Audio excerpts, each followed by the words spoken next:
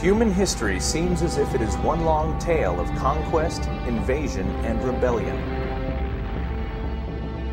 But what of a future war against a non-human invader?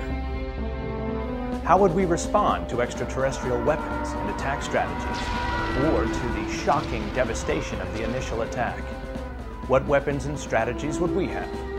How, if at all, could mankind fight back?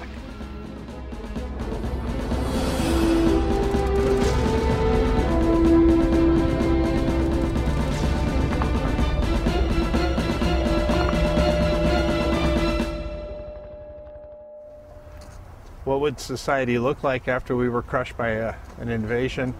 It would be very primitive. It would be a society that's trying to rebuild itself, trying to recreate the systems that were just destroyed.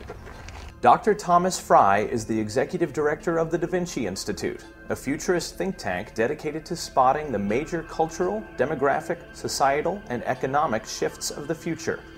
Sometimes, he also thinks about worst-case scenarios. Survival of the species would be, obviously you would engage all human beings in that type of battle.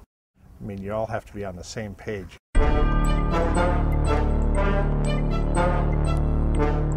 just can't do it. There's always someone that survives, and history has shown that time and time again. No matter how many people you slaughter, there's always going to be more. We tend to forget that there's a whole other world out there, and you've got countries like India and China. They actually may be more durable, just because they don't rely on as advanced technology as we do. In any case, humans are pretty inventive. One of the greatest advantages you've got in facing an enemy, whether he be extraterrestrial or terrestrial, is if he's attacking you. You see, you've got the home field advantage, so to speak.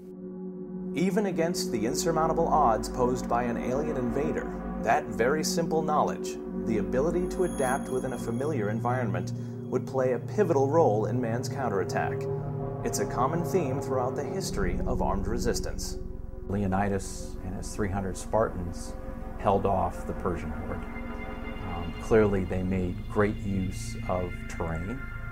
Another example would be to go to colonial Africa back in the late 19th century. The British sent out an armed force to deal with the Zulu, and there was a battle called Island Dawana, and a British column was almost wiped out to a man by several Zulu impi carrying cowhide shields and short spear swords.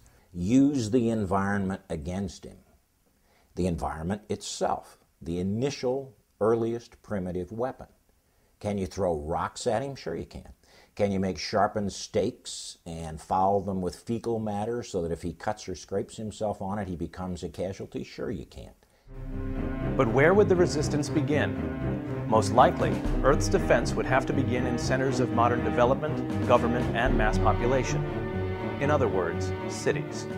Most combat today ends up being in populated areas. Why? Because almost all parts of the world that are of interest to one party or another are populated areas. I think all wars are going to head towards in that direction, where all battles will be guerrilla warfare. And guerrilla warfare is going to become radically different than anything that we know today.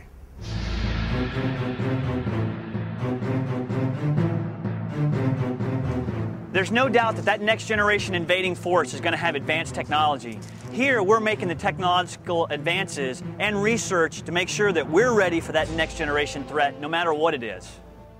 Dutch de Gay is a future military technology expert and lead researcher with the United States Army Soldier Systems Center in Natick, Massachusetts. It is here the Army tests and equips the military technologies of the future. When we talk about what the future soldier that we want, we look at, as bad as I hate to say it, that Iron Man type of soldier that has an exoskeleton that allows him or her to carry an unlimited amount of weight. Integration into there, essentially a walking node inside a network to push or pull data. New ammunition, new weapons, new capabilities like physiological monitoring so that I see how the soldier performs.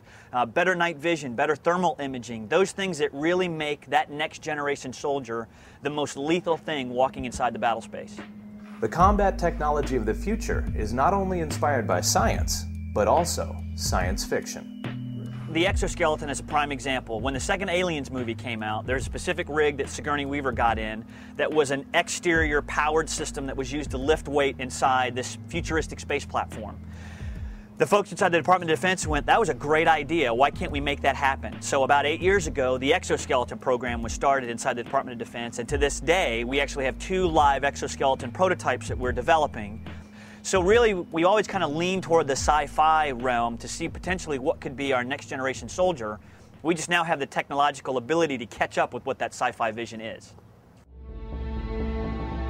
No one knows what enemies are waiting and watching us, studying us, and preparing.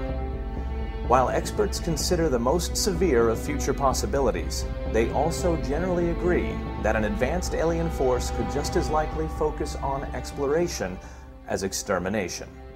If there is another alien species out there, most likely we're not going to see someone kind of, popping over Saturn with, a rocket ship that looks like a souped-up space shuttle or something like that, and they're kind of, loaded up with laser cannons. I think by the time we're able to travel to some other solar system, by the time we're able to advance our technology, our society to a point of colonizing other planets, I think we will also take that attitude. I mean, we wouldn't go travel to some other solar system to try to destroy people. If they're hostile, it's going to be something so preposterously different and unimaginable to us that, like I said, I suspect we'll never know what happened. If they're benevolent, it'll be the best thing that ever happened to us as a species.